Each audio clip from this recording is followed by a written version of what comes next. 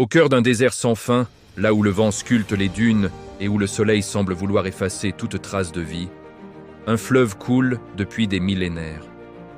Un fleuve long, lent, puissant. Un fleuve imprévisible et généreux à la fois. Le Nil. Sans lui, il n'y aurait que la pierre, le sable et le silence. Mais avec lui, un monde est né. Chaque année, depuis la nuit des temps, ces eaux sortaient de leur lit.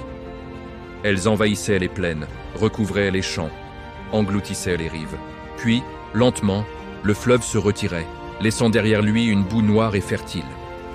La terre renaissait, les graines germaient, la vie recommençait. Pour les anciens Égyptiens, ce n'était pas un simple phénomène naturel, ce n'était pas une coïncidence, ni un hasard.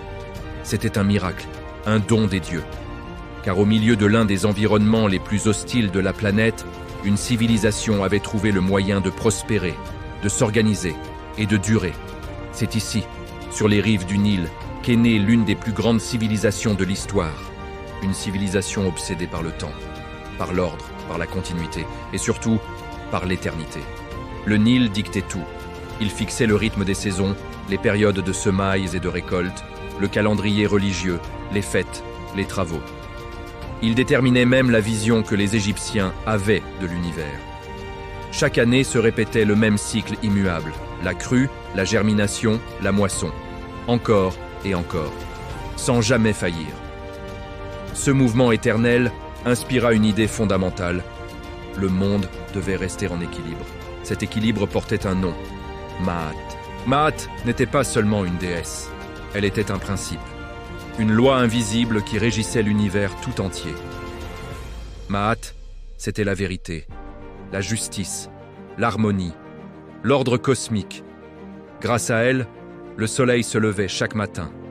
Le Nil revenait chaque année. La société fonctionnait. Les dieux et les hommes coexistaient. À l'opposé de Maat existait son contraire. Isfet, le chaos, le mensonge, la violence, le désordre, la destruction. Si Maat venait à disparaître, le monde s'effondrerait. Le chaos engloutirait tout. Toute la civilisation égyptienne reposait sur cette lutte invisible. Chaque prière récitée, chaque rituel accompli, chaque pierre posée sur un temple avait pour but de maintenir l'équilibre du monde.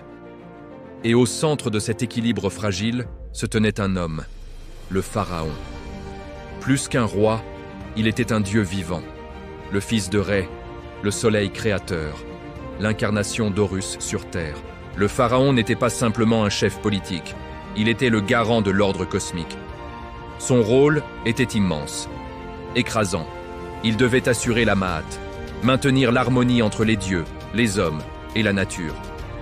S'il échouait, ce n'était pas seulement l'Égypte qui était menacée, mais l'univers tout entier. Le pharaon commandait les armées, rendait la justice, distribuait les terres, décidait des lois, faisait ériger temples, statues et monuments. Chaque victoire militaire, chaque récolte abondante, chaque crue favorable du Nil était la preuve qu'il accomplissait correctement sa mission. Mais malgré son statut divin, le pharaon restait un homme. Comme tous les hommes, il devait mourir. Et pourtant, pour les Égyptiens, la mort n'était jamais une fin. Elle était un passage, un seuil. La vie sur Terre n'était qu'une étape temporaire, une préparation. L'essentiel venait après. L'au-delà était la véritable destinée de l'âme. Mais pour survivre dans l'autre monde, le corps devait être préservé. Car l'être humain était composé de plusieurs éléments. Le corps, le ka, le ba et l'ak. Sans corps intact, l'âme ne pouvait pas se reconnaître. Elle ne pouvait pas revenir. Elle ne pouvait pas vivre éternellement. Ainsi naquit l'art sacré de la momification. Pendant des semaines, les embaumeurs travaillaient dans le silence des ateliers funéraires. Ils retiraient les organes, sauf le cœur, siège de la conscience et de la morale. Ils desséchaient le corps avec du natron, puis l'enveloppaient soigneusement de bandelettes de lin. Chaque geste était précis, codifié, sacré. Chaque parole prononcée était chargée de magie. Chaque amulette placée entre les bandelettes avait une fonction protectrice, car il ne s'agissait pas seulement de conserver un cadavre, mais de préparer un être à renaître dans l'éternité. Après la mort, l'âme entamait un long voyage. Un voyage dangereux, semé d'épreuves, de portes à franchir, de monstres à éviter. Guidée par Anubis, le dieu à tête de chacal, elle arrivait enfin au tribunal d'Osiris. Là, le défunt devait rendre des comptes. Son cœur était placé sur une balance. Face à lui, la plume de Math. Si le cœur était trop lourd, chargé de fautes, de mensonges, d'injustices, il était jeté à Amit, la dévoreuse des morts.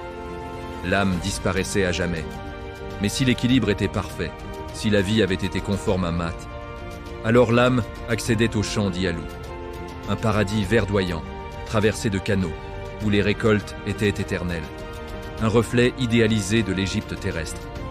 Ainsi, chaque acte comptait, chaque parole, chaque pensée. Les dieux observaient tout. Ils étaient partout. Dans le ciel, où Ré traversait chaque jour la voûte céleste sur sa barque solaire. Dans la terre, où Osiris régnait sur le royaume des morts.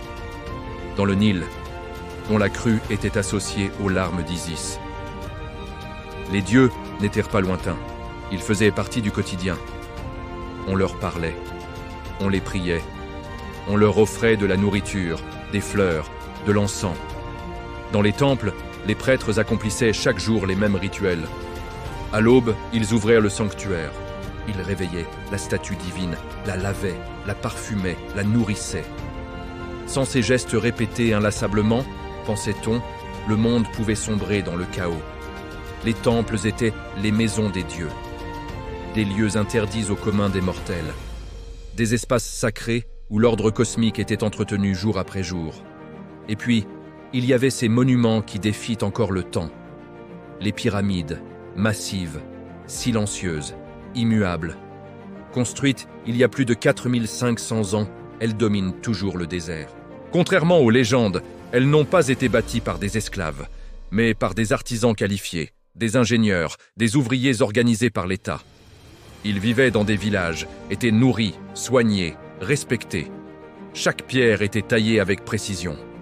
Chaque couloir avait une fonction symbolique. La pyramide n'était pas une tombe ordinaire. C'était une machine à renaître, un monument cosmique. Un escalier de pierre permettant au pharaon de rejoindre les dieux et de devenir une étoile éternelle dans le ciel. Mais l'Égypte, ce n'était pas seulement les rois et les monuments. C'était aussi le peuple, des paysans travaillant la terre au rythme du Nil, des artisans façonnant poteries, bijoux et statues, des soldats protégeant les frontières, des marchands parcourant le désert et la mer, et surtout, les scribes. Ceux qui savaient écrire détenaient un immense pouvoir. Ils comptaient les récoltes, rédigeaient les contrats, administraient les temples, organisaient le royaume, car l'écriture était sacrée. Les hiéroglyphes n'étaient pas de simples signes, ils possédaient une force magique. Écrire un nom, c'était lui donner l'éternité. L'effacer, c'était le condamner à disparaître pour toujours. Gravés dans la pierre, peints sur les tombes, les mots protégeaient les morts et parlaient aux dieux. L'Égypte connut aussi la guerre, les conquêtes, les alliances, les rivalités. Sous le Nouvel Empire, elle devint une grande puissance, étendant son influence bien au-delà du Nil. Mais aucune civilisation n'est éternelle. Avec le temps, les dynasties s'affaiblirent, les crises se multiplièrent, les invasions se succédèrent. Perses, Grecs, Romains. Les anciens dieux furent peu à peu oubliés, les temples fermés, les rituels abandonnés. En 30 avant notre ère, la mort de Cléopâtre marqua la fin de l'Égypte pharaonique. Le silence s'installa.